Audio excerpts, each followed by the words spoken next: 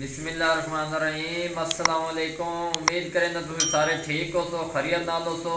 अज बहुत मज़ेदार तुहानू नींबू मटर ते आलू बना के दिखाते पे VIP चटपटे। जिन्ना चैनल को लाइक फॉलो शेयर नहीं किया जल्दी नाल कर दियो ताकि जो VIP वीडियो तुहाडे तक पहुँचदियाँ रहन। घ्यो गर्म हो गया, बिच 3 प्याज पैंदे पे। बिस्मिल्लाहिर्रहमानिर्रहीम नाल नाल तुहानू गाइड की जासो ते साडे नाल जुड़े रहे। इंशाअल्लाह रमज़ान शरीफ बहुत ही करीब है तो सोचिए तुहाडे कोल बिल्कुल सिंपल और आसान तरीके वाली जी चीज़ां बनदियां वो बना के दिती जाऊँ ताकि तुहाडा फायदा होवे। तो साडे चैनल को लाइक फॉलो शेयर जरूर कर दियो ताकि जो VIP वीडियो तुहाडे तक पहुँचदियां रहन। प्याज़ां नूं भुन लैने उस तो बाद असीं तुहानूं शिकल इहदी विखाइने। माशाअल्लाह जी माशाअल्लाह, देखो प्याज साढ़े भुज गए ने। नवा प्याज इस पर तुहानूं मालूम होंदा पिया सी पता भुजे ही इनके कोई ना। ते प्याज साढ़े भुज गए ने। असीं इहदे विच पैसों 4 टमाटर 3 मिर्चां ते थूम ते अदरक। बिस्मिल्लाहिर्रहमानिर्रहीम इन्हूं विच मिक्स कर लैने आ। चेक करो बहुत प्यारी इहदी शिकल नज़र आती पई है। ते हुण असीं इहदे विच पैसों मिसाले नाल नाल तुहानूं विखाई जाने। अद्धा चम्मच लाल मिर्च जाएगी, अद्धा चम्मच नमक जाएगा, अद्धा चम्मच हल्दी जाएगी, अद्धा चम्मच गरम मसाला जाएगा, 1 चम्मच खुश्क धनिया जाएगा। ये मसाले असीं पा दिते ने। इन्हों असीं मिक्स कर लेंगे अच्छी तरह।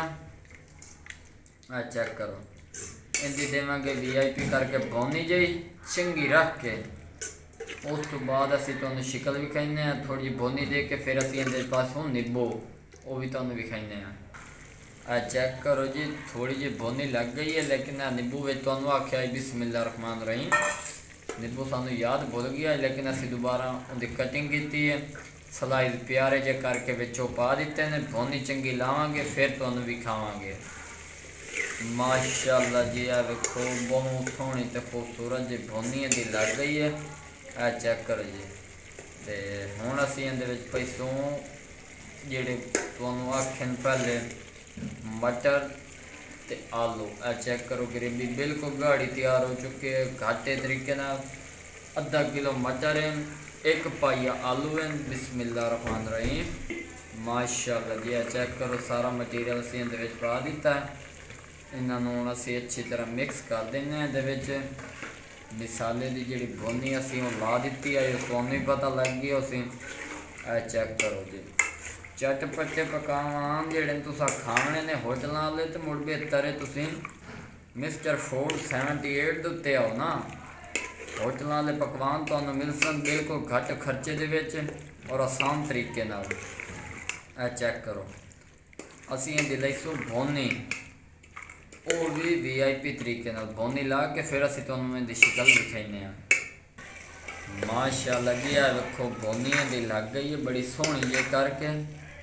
चेक करो ते हुण असीं इहदे विच पैंदे पे पानी। पानी चोखा पाउणा तुहानूं पता उसी अद्धा गिलास। बिस्मिल्लाहिर्रहमानिर्रहीम क्योंकि असीं बनाइने हुंदे सुक्के भुने पकवान जिहदे विच पानी भी घट होवे ते चीज़ भी चंगी होवे। थोड़ी बना लो तो चंगी बना लो।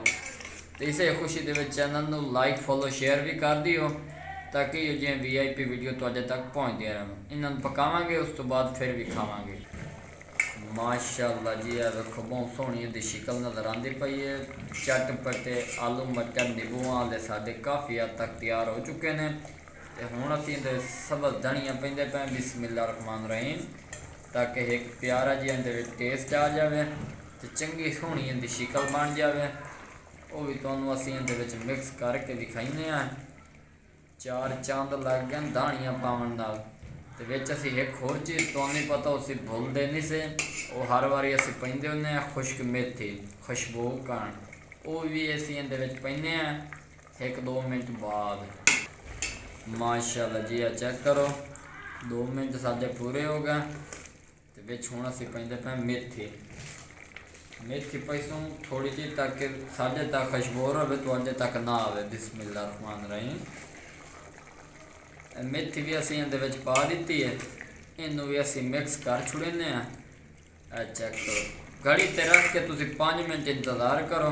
उस तो बाद ये तुहानू लहा के असी दिखावांगे कि खूबसूरत लुक नज़र आती पई है, तुहानू नज़र आ ही रहा होएगा। अल्लाह पाक तुहाडे खाने ते जायके बरकत पावे तो मज़ीद तुहानू अगले स्टेज विच भी खाइने हैं।